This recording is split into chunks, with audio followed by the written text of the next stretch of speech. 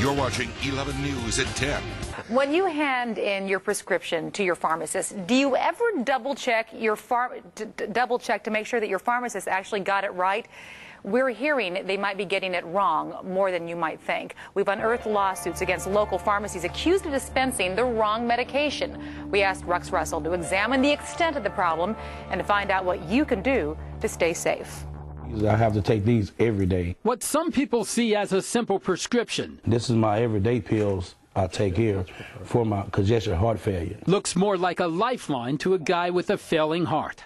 I walk around casually, and I have to sit down every now and then because I can't catch my breath. I walk so far. So Lonnie Randall takes no chances and follows his doctor's orders to the T. Yeah, I cannot miss a day because my heart is so weak, it beats like, he said, it beats like a 70-year-old. A 70-year-old's heart and a 40-year-old's body. A man confronting illness and now something he never imagined. I'm very upset and scared. Scared following what he calls a pharmacy foul-up at this Walgreens in Southeast Houston. Actually, I feel like a family, like I trust them, you know, so that's why I just took my bottle out and filled my thing. The pharmacist was supposed to give him carvedilol, which treats hypertension. Instead, he was given a drug called sulfadiazine, a parasite medication. I got real sick, falling down, nosebleeds. From nosebleeds to 2 nights in a hospital. This is the paperwork from the hospital. Documents revealing damaged kidneys and a damaged liver.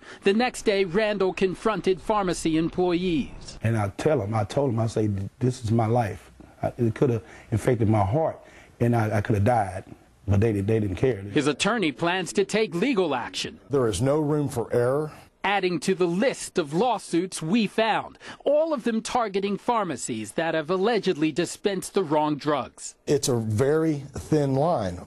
One wrong move, one wrong prescription could be the difference between life and death. The reported mistakes happened at pharmacies run by Walgreens, CVS, Kelsey-Seybold Medical Group, even a local Walmart. I'm very disgusted about the situation. Disgusted and unemployed. The lifelong bipolar patient claims taking the wrong medication cost him his job.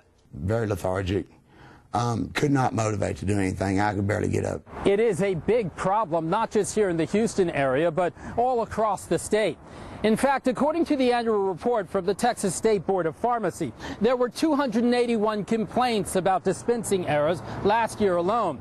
And those are just the examples the board knows of. Officials tell me most cases are resolved between the pharmacy and the customer, quietly, without a formal complaint ever being lodged. The Board of Pharmacy uses field investigators to track complaints and issue fines. And we try to get from them, what are you going to do to fix it so this doesn't occur again? It's an imperfect system, not a guarantee to keep customers safe in a state where 235 million prescriptions are filled every year.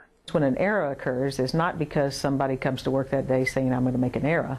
It's because there's a breakdown in the system. A breakdown putting people at risk. There's a problem, and the problem needs to be fixed. Experts say customers should ask questions before taking any drug that even looks different. If anything is different, if they get a refill and the pill is a different color or a different shape, go back to the pharmacist, find out why. And if I lay down, I might not wake up. Lonnie Randall found out a little too late.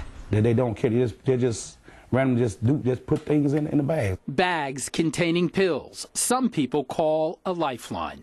In Southeast Houston, Rex Russell, 11 News. Representatives for the pharmacies involved in these lawsuits refused to talk with us because of the pending litigation. But each of them say keeping customers safe is their highest priority.